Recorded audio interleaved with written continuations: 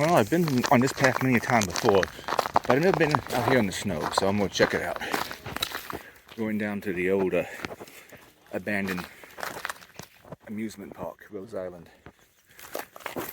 It got hit pretty bad by the Great Depression, but then the 37 flood pretty much killed it because it all got submerged. Well, almost all of it. I'll probably come back that way. That's Trail 3. And technically, this is Trail 3 also, but takes us down to 7, which is the one that Rose Island is at.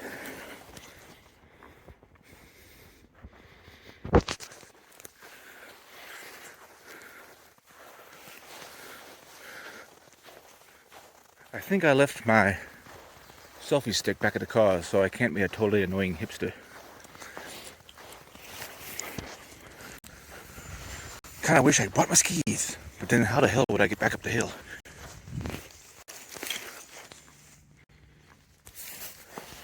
It's kind of ironic. The easiest trail at this park is one you have to take this path down to even get to the trail.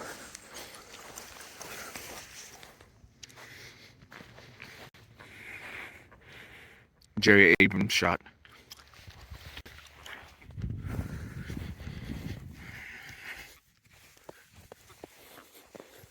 Woo!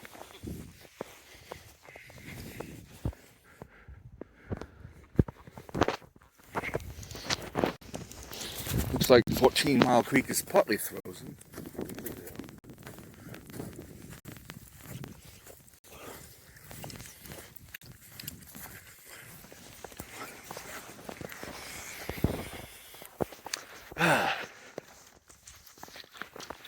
It's pretty enough out here.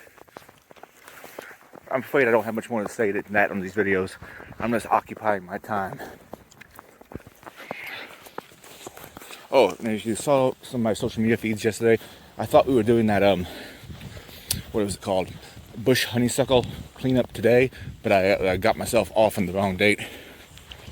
This big concrete item used to be something like a water cooler. And they pretended like it was a spring, the management I guess, but actually they got big blocks of ice and put it down in there and let drain out over the day and you can come here and get water.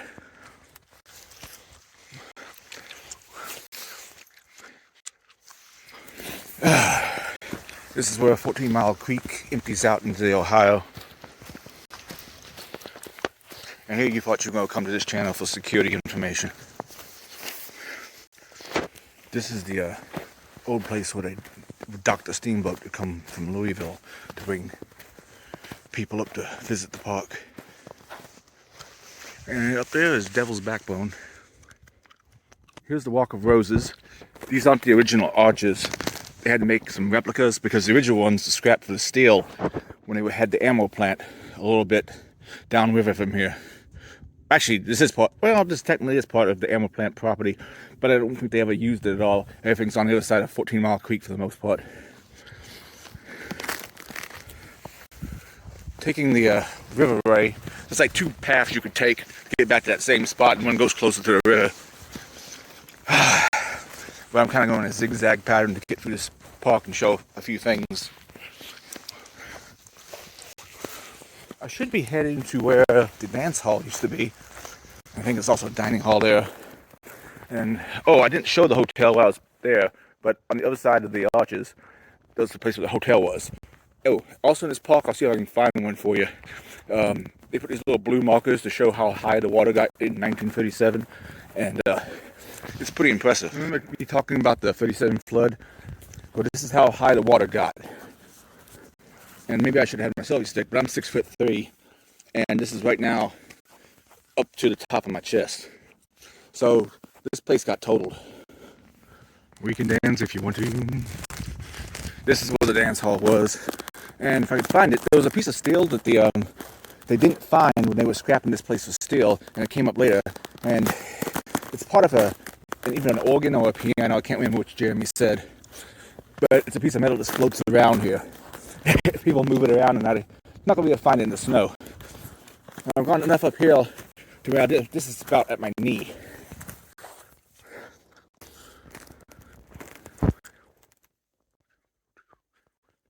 What you gonna do when there ain't no jazz? There's more old advertisements they got prints of it around here someplace. Oh, if you're wondering what these things are, they used to have these mechanical boxes you could wind, and then that would run some kind of recording for you, and it would tell you about the area. Unfortunately, those broke down a lot, and they haven't gotten around to fixing them yet, or I think it may take a certain amount of money to do that.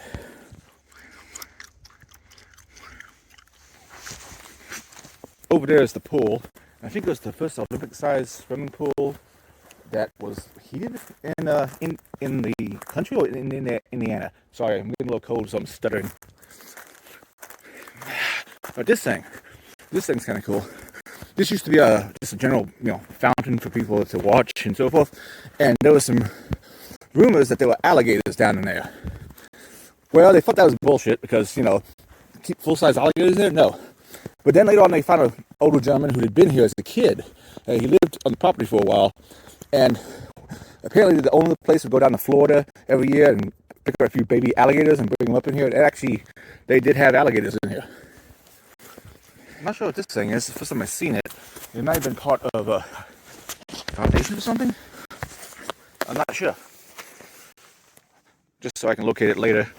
Or ask Jeremy what it is. Or Kevin. Just the wire hanging out here. I'm not sure why. This is that swimming pool I was talking about. And as you can see, the flood came up above the swimming pool. You can see that little blue spot way out there.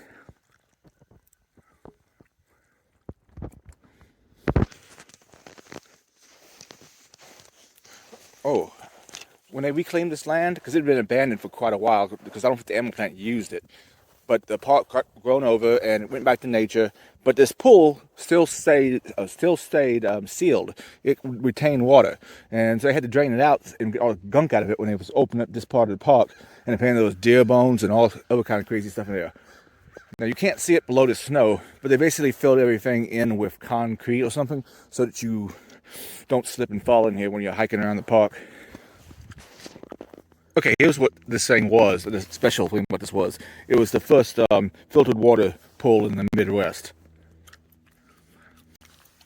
I think I mentioned it on the other side, but this is where the flood came up to in 37, and you can see where the pool is. So let's see what else we can see. Another view of Devil's Backbone. They offer guided tours, but that's in the restricted area, so you're not supposed to go up there. Okay, this is what the zoo, so to speak, was. Monkeys, raccoons, big bear. Well, I don't know how big it was. Named Teddy, for obvious reasons. Teddy Roosevelt specifically, I believe. That's Devil's Backbone up there, and that would take me back out to the dock. This thing right here is nearby the pool. My understanding is it used to be part of like a vending area where they'd vend out swimsuits and such. Pretty view of the bridge. I think I'm going to head back up Trail 3 the long way because it's a lot easier than trying to go up that hill. I don't think I mentioned this when I was down here before, but this is the Portersville Bridge. And I don't think I mentioned it before, but this is the Portersville Bridge, and they moved it from Portersville to here to go across 14 Mile Creek.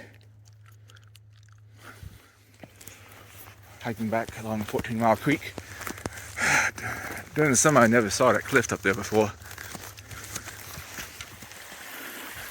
A little view of the cliff and the small falls.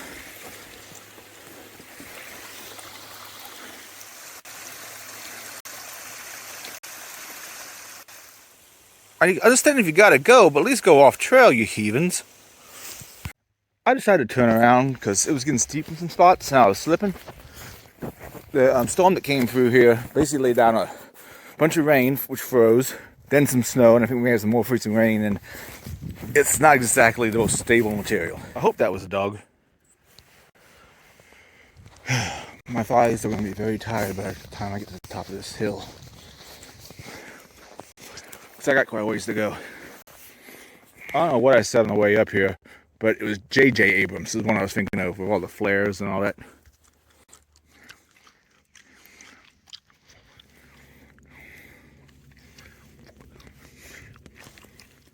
Man, people are some rude motherfuckers. If you're going to bring your dog out here, at least pick up after it. Luckily in the white snow I can see it real easy. Lots of little tiny icicles. Back up the hill and ready to go home.